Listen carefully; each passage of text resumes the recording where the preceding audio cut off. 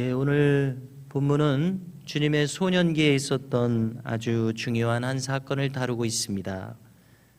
유대인들은 12살이 이제 성년의 기준이라고 생각한다고 합니다. 그래서 어느 유월절에 예루살렘을 방문했을 때의 일인데요. 성년이 되신 예수님도 이 예루살렘 유월절 명절 방문 순례에 동행을 하시게 되었습니다. 주의 부모들을 비롯한 친지들 그리고 나사렛 동네 많은 사람들이 함께 예루살렘 순례길에 오가는 이 행렬을 이루었었습니다. 명절을 마치고 다시 그 행렬을 이뤄서 나사렛으로 돌아가는 중에 부모님은 비로소 하룻길을 간 다음에서야 예수님이 자신들과 동행하고 있지 않음을 깨닫게 되었습니다. 벌써 하룻길이 지낸 가운데 아마 많은 염려 속에서 예수님을 찾으면서 다시 예루살렘으로 돌아가게 되었습니다. 이제 시간은 사흘후가 되어서 성전까지 이르러 예수님을 찾게 되었습니다. 다행스럽게도 성전에 예수님이 계신 것을 발견하게 되었습니다. 예수님은 어떠한 모습으로 계셨는가? 그는 랍비들 가운데 앉아서 랍비들에게 질문을 하기도 하고 그들의 말을 따라서 대답하기도 하시는 이러한 장면이 펼쳐지고 있었습니다. 그리고 주의 어린 주님의 이 지혜로운 대답을 듣는 중에 모여선 사람들이 아주 놀라는 그러한 광경이었습니다. 여기에 이제 주의 부모들이 다가와서 말하게 됩니다. 여기 어머니 마리아가 말하기를 아야 어찌하여 우리에게 이렇게 하였느냐? 보라 내 아버지와 내가 근심하여 너를 찾았노라. 전형적인 어머니들의 반응과 같은 반응이었습니다. 다행스러운 마음과 그동안 걱정했던 마음이 함께 어우러져서 아들을 탓하고 나무라는 전형적인 어머니의 반응을 보였는데요. 이때 이에 대답하시는 주님의 대답이 참으로 의미심장합니다. 우리 모두가 사랑하는 주님의 우리가 기억하는 말씀인데요. 49절에서 어찌하여 나를 찾으셨나이까?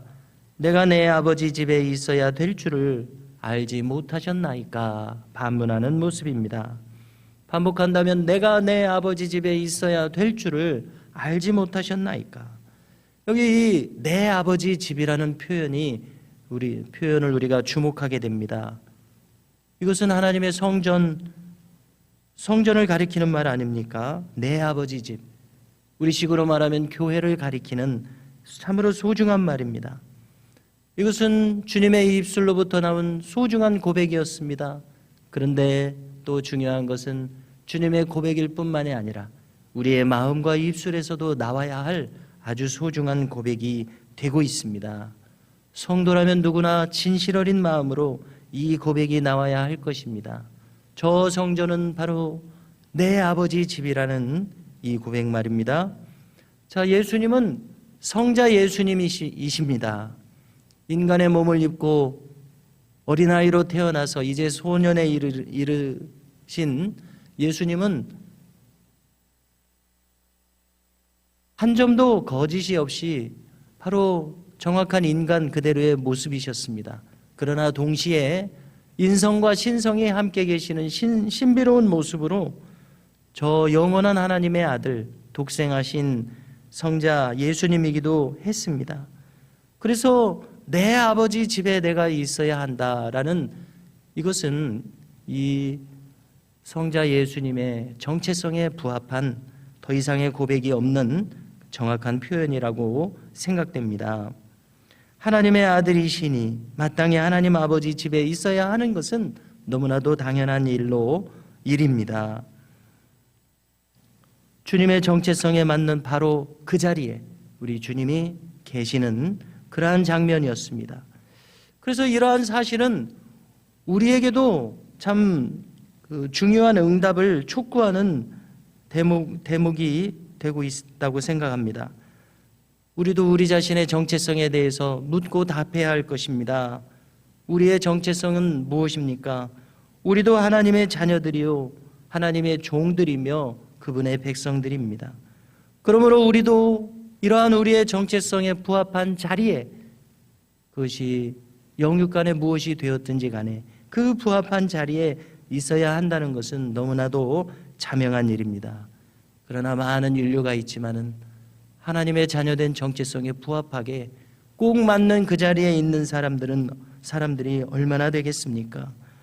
놀랍게도 우리의 이 있어야 할 자리를 아는 사람들로 이 부르신 하나님의 은혜가 오늘 이 아침에 더욱 놀랍고 감사하게 다가온다고 생각을 합니다. 주님만이 아니라 우리들도 내 아버지 집에 즐겨 머물러야 하는 일은 너무나도 자명한 일입니다. 자, 우리는 이 성전에 대한 사모하는 고백이 구약에도 여러 대목에 있음을 잘 알고 있습니다.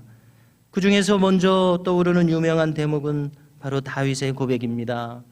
다윗이 성전 그리고 예루살렘을 잠시 떠나 있을 때 시편 84편을 통해서 한 고백이 유명한데요.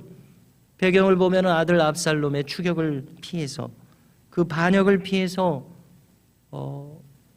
예루살렘을 잠시 떠나 있을 때 그 짧은 시간에도 그는 성전을 그리워하면서 이렇게 고백하는 대목입니다.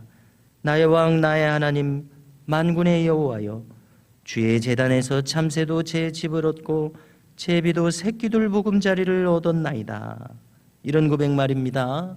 지금 다윗은 자신은 지금 성전에 있을 수가 없습니다.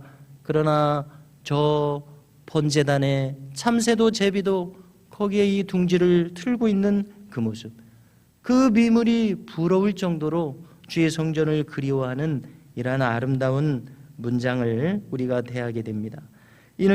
이어서 그는 계속 고백합니다. 주의 집에 사는 자들은 복이 있나니 그들이 항상 주를 찬송하리이다. 이렇게 성전을 사모하는 마음을 우리에게 전해주고 있고요.